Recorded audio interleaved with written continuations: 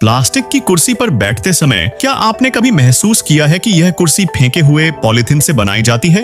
हाँ, जिन पॉलीथीन या प्लास्टिक का हमारे किसी काम में उपयोग नहीं होता, बल्कि जो पर्यावरण के लिए एक भयानक खतरा है, उन्हीं को कुछ कारखाने करोड़ों की कच्ची सामग्री के रूप में इस्तेमाल करते हैं।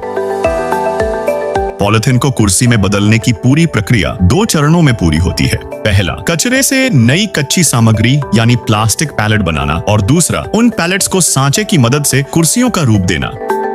इस यात्रा की शुरुआत कचरे के ढेर से होती है। दुनिया के अलग अलग डंपिंग ग्राउंड और रिसाइकलिंग सेंटर से इकट्ठा किए गए टनों प्लास्टिक सबसे पहले फैक्ट्री में लाए जाते हैं। फटे पॉलीथीन बैग, बोतलें या अन्य प्लास्टिक, यही उनकी मुख्य कच्ची सामग्री होती है। लेकिन ध्यान रहे, कच्चा माल जितना गंदा या गीला होगा, उसे प्रोसेस करना उतना ही मुश्किल होगा। इकट्ठा किए गए प्लास्टिक को पहले साफ किया जाता है और फिर उसे एक विशाल भट्टी या कड़ाही में डाल दिया जाता है। अनुभवी लोग धीरे धीरे लंबे समय तक इस प्लास्टिक को गर्म करते हैं और यह पिघलकर एक गाढ़े चिपचिपे तरल में बदल जाता है। इसके बाद इस पिघले हुए मिश्रण को किसी भारी चीज की मदद से छपटा किया जाता है। छपटा और ठंडा होने पर इसे बड़े हथौड़े से छोटे छोटे हिस्सों में तोड़ा जाता है। ऐसा इसीलिए किया जाता है ताकि इस प्लास्टिक को फिर से मशीन में डालकर छोटे कणों में बदला जा सके। यह मशीन प्लास्टिक के टुकड़ों को दोबारा पीसकर छोटे छोटे दानों का रूप देती है। पिघला प्लास्टिक तेज दबाव और गर्मी के बीच से एक बारीक छेद या डाई के जरिए निकाला जाता है, बिल्कुल वैसे ही जैसे टूथपेस्ट ट्यूब से निकलता है। जैसे ही यह प्लास्टिक पतली पट्टी के रूप में बाहर आता है, एक घूमने वाला कट्टर उसे छोटे छोटे दानों में काट देता है। इन्हीं दानों को प्लास्टिक पैलेट कहा जाता है।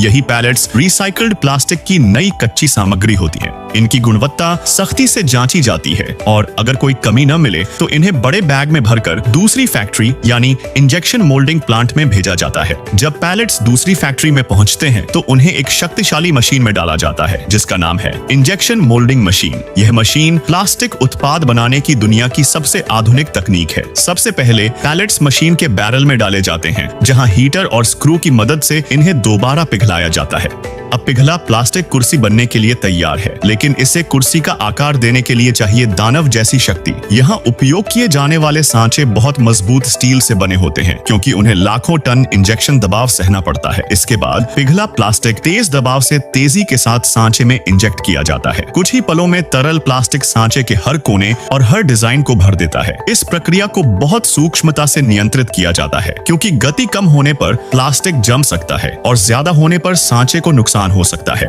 सांचा भर जाने के बाद उसकी कूलिंग चैनलों में तेजी से ठंडा पानी बहाया जाता है ताकि प्लास्टिक जल्दी ठंडा हो जाए और सही आकार ले सके। ठंडा और सख्त होते ही एक नई कुर्सी तैयार हो जाती है। सांचे से बाहर आते ही शुरू होती है फाइनल फिनिशिंग और गुणवत्ता जांच की प्रक्रिया, और उससे जुड़े अतिरिक्त प्लास्टिक को काटकर हटाते हैं। इस चरण में कुशल कर्मचारी कुर्सी के पैरों को जोड़ते हैं। साथ ही हर कुर्सी की मजबूती और गुणवत्ता की जांच की जाती है और इस तरह बाजार में बेचने के लिए एक कुर्सी पूरी तरह तैयार हो जाती है। इस पूरी प्रक्रिया में कूड़े के ढेर से आई पॉलीथीन बैग या प्लास्टिक बोतल कुछ ही मिनटों में एक फैक्ट्री के अंदर होकर एक नई उपयोगी प्लास्टिक कुर्सी में बदल जाती है। यह सिर्फ एक कुर्सी बनाने की प्रक्रिया नहीं, यह पर्यावरण को बचाने वाली एक अद्भुत तकनीक है। यह मानव रचनात्मकता, इंजीनियरिंग कौशल और प्रकृति के प्रति जिम्मेदारी का शानदार उदाहरण है। ऐसे ही इंफॉर्मेटिव वीडियो देखने के लिए चैनल को सब्सक्राइब करें।